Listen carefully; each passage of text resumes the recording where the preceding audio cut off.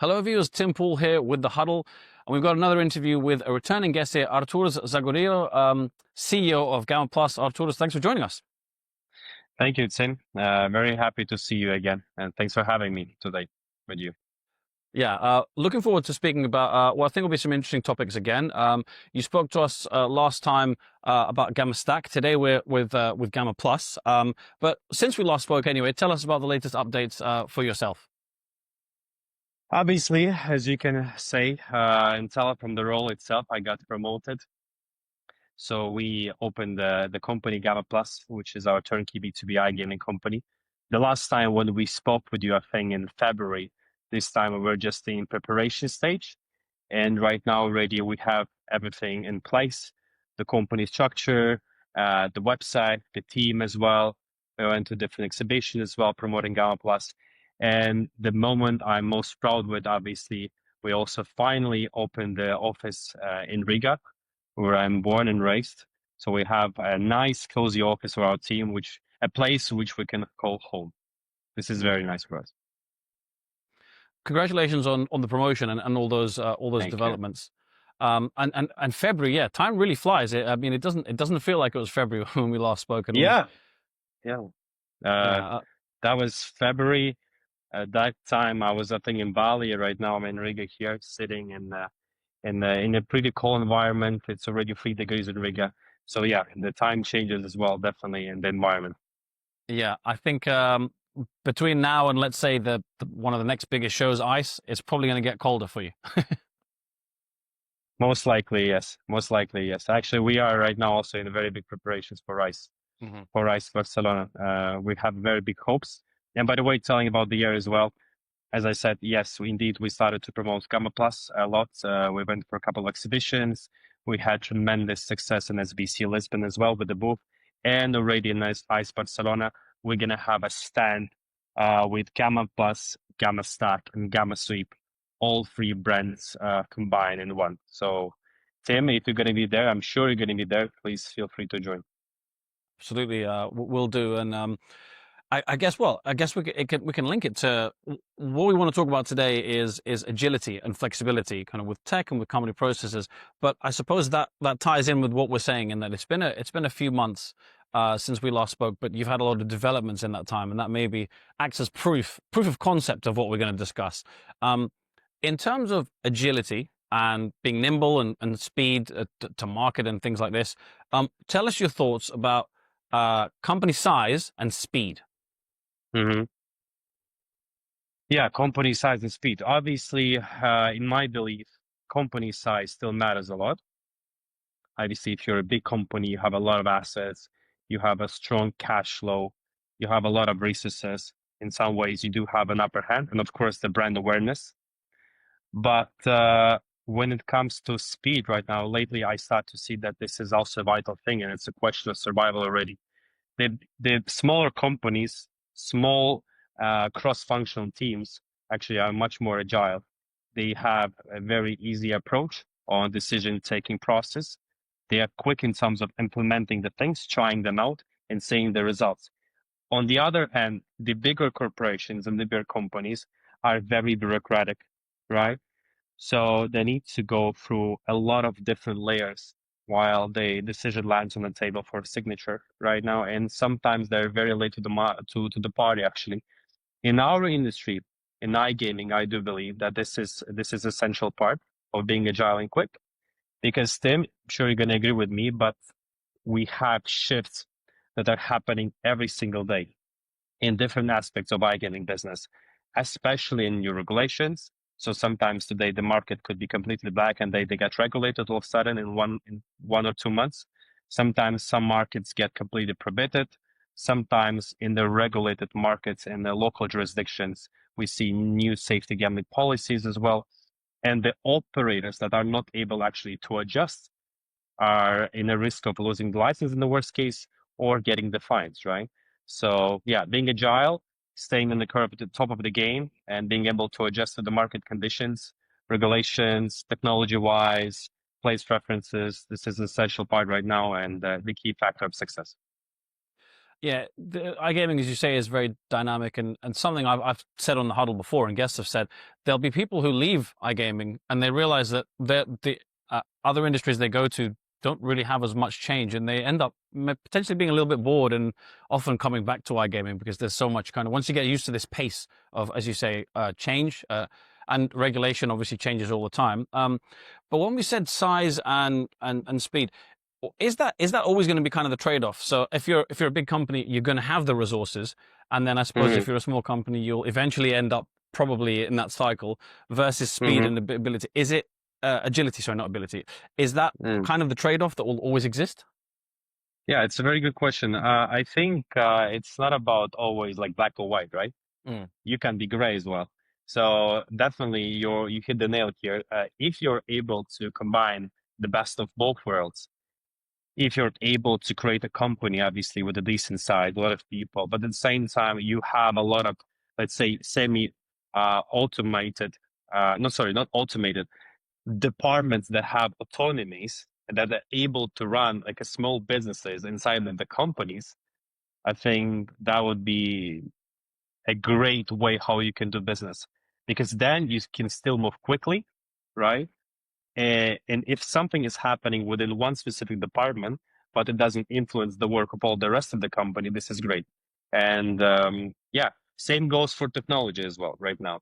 Um, we see that companies are shifting from um, the monolith system to micro managed services for the very same exact reason right now, right? Because you want to innovate, you want to adjust, you want to be agile, but at the same time, you want to make sure everything is under control, right? And you're not risking to, do the wrong calls and then, lose the market share, the profit or something else. mm. A key question following on from that, I think, and especially now to the advanced stage it's got in the industry, the use of AI. In terms of assisting flexibility and adaptability, AI in terms of processes, I think is guaranteed. You need it in kind of daily processes. But how much AI needs to almost be in the technology itself at this stage to assist with the speed you're talking about? I don't think it's a question anymore, Tim. Mm, It's not a question. Should we have an AI? Obviously, we can see. Okay, even let's go and see the broader industries right now.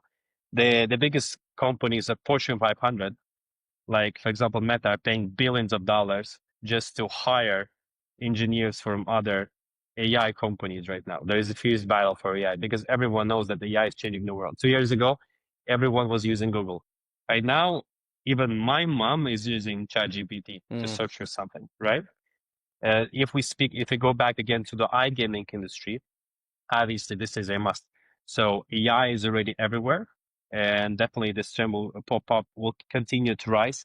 Mm, in terms of the safety gambling policies, in terms of the customer journeys as well, in terms of the fraud detection, AI copilots.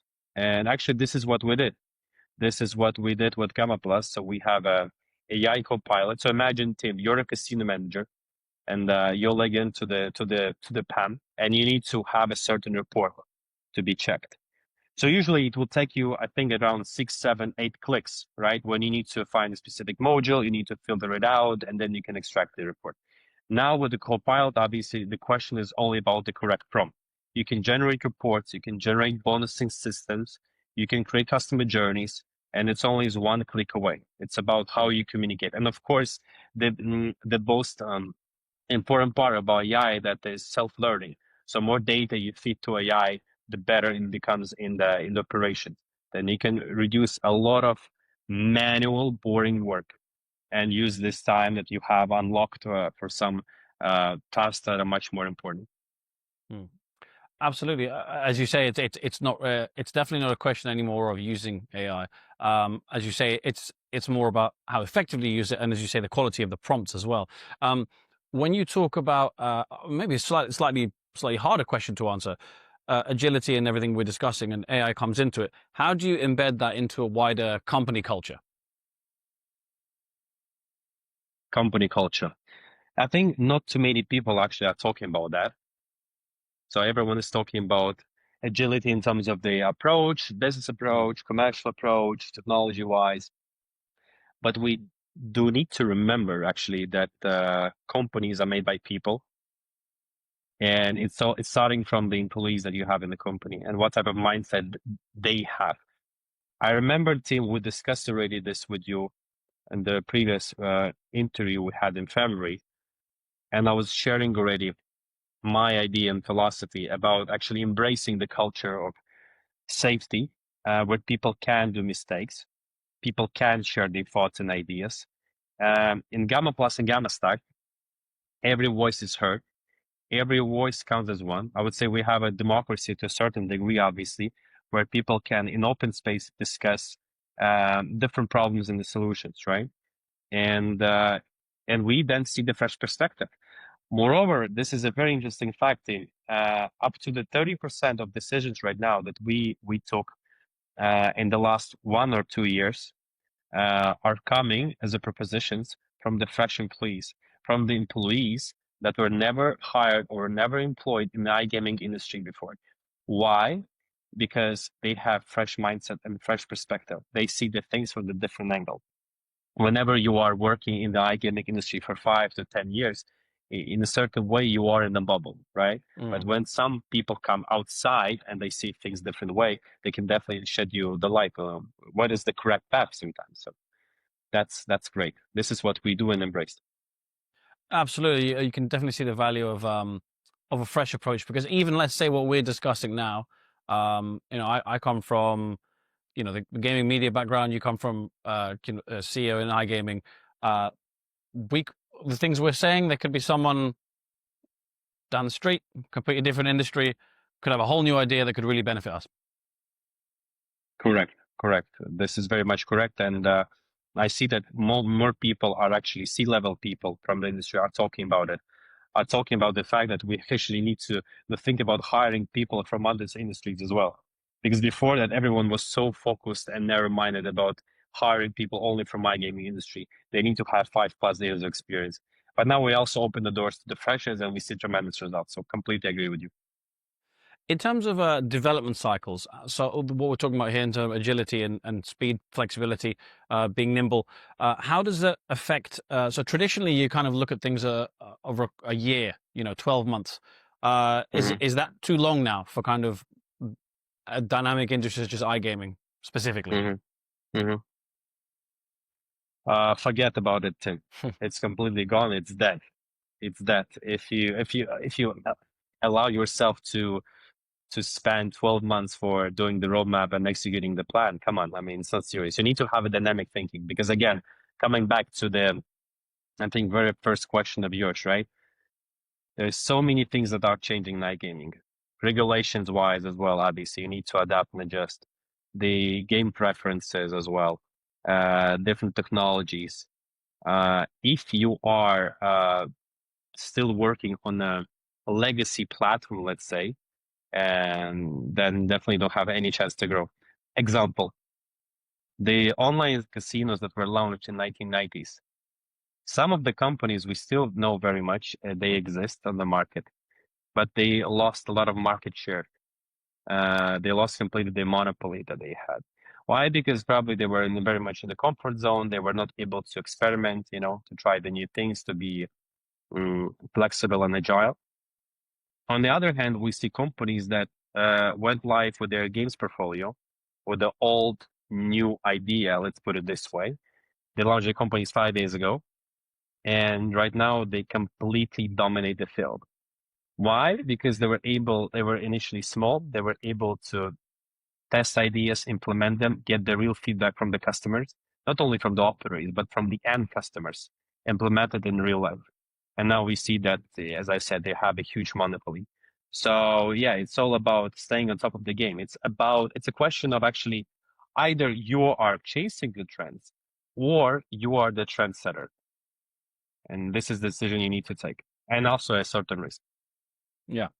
A challenge, though, a potential pitfall, let's say. So, if we were to do anything quicker, take less time, we were brought up correctly, hopefully, by our parents to tell us that if you're too quick, you don't spend enough time on it, you can make mistakes. It's not going to be as thorough. hmm So how do you kind of embrace this approach that you're describing, which obviously you're describing examples where it gives you results, but how do you embrace that and still ensure stability and ensure that you're not being essentially too quick and kind of not looking at all the possibilities?